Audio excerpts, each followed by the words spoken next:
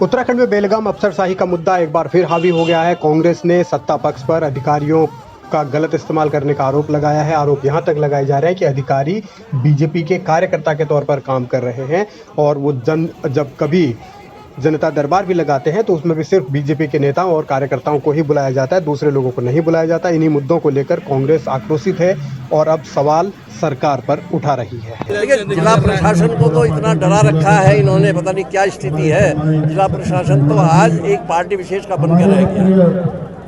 वो जनता, इसी हल्द्वानी में एक जनता दरबार लगा, उस जनता दरबार में भारतीय जनता पार्टी के नेता, भारतीय जनता पार्टी के कार्यकर्ता, उन्हीं को बुलाएगा, उसके अलावा किसी को नहीं बुलाएगा। सूचना तक नहीं दी गई। तो ऐसे में एक जिले की वरिष्ठ अधिकारी, जिलाधिकारी जो हैं, वो इस तरह का काम करते हैं तो मुझे लगता है कि वो एक पार्टी के बन के रह गए हैं और ऐसा उनको नहीं सोचना चाहिए। देश में लोकतंत्र है, कभी कभी कांग्रेस की सरकार आई, दूसरे की सरकार आएगी।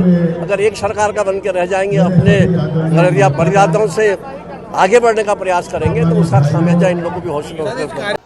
कांग्रेस की ओर से ये भी कहा गया है कि सरकार लगातार वादा खिलाफी कर रही है और जो अधिकारी मनमानी कर रहे हैं या जिस तरीके से वो सरकार के इशारे पर काम कर रहे हैं, दबाव में काम कर रहे हैं, उसको भी मुद्दा बनाया जाएगा और विधानसभा में विशेषाधिकार हनन का नोटिस दिया जाएगा ऐसे अधिकारियों के खिलाफ। यानी ये लड़ाई अब अधिकारियों और कांग्रेस के बीच तेज हो गई है। आने वाले दिनों में और भी मुद्दा विशेष अधिकार हनन का विषय है। ये तो सदन में मैं लाऊंगा इस जिला प्रशासन के खिलाफ। अरे कौन सी गलतफहमी में हो, दिमाग ठीक भी करना आता है और सही रास्ता भी दिखाना आता है, दोनों करेंगे। यहाँ के जो स्थानीय मुद्दे हैं, जबरानी बाद एक प्रमुख मुद्दा है।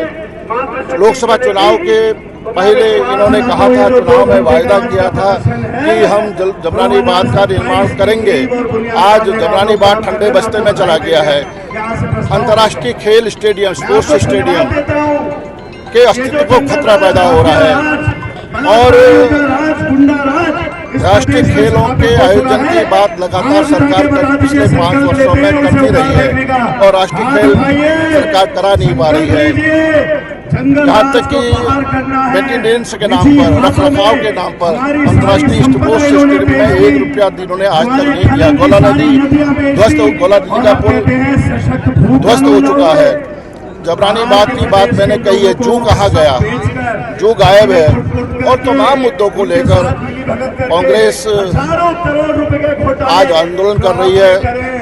अधिकारियों पर मनमानी का आरोप कांग्रेस विधायक हरीश धामी ने भी लगाया है। उन्होंने ये कहा है कि डीएम और एसडीएम उनके फ़ोन नहीं उठाते तो आम जनता के क्या उठाएंगे, इसीलिए उन्होंने इस पूरे मामले में मुख्यमंत्री पुष्कर सिंह धामी से दखल देने की मांग की है और पिथौरागढ़ से ऐसे अधिकारियों को हटाने की बात कही है जो काम नहीं करते या जो पहाड़ विरोधी हैं। अब देखना है कि आगे कांग्रेस इस मुद्दे पर किस तरीके से सदन से सड़क तक आवाज़ बुलंद करती है।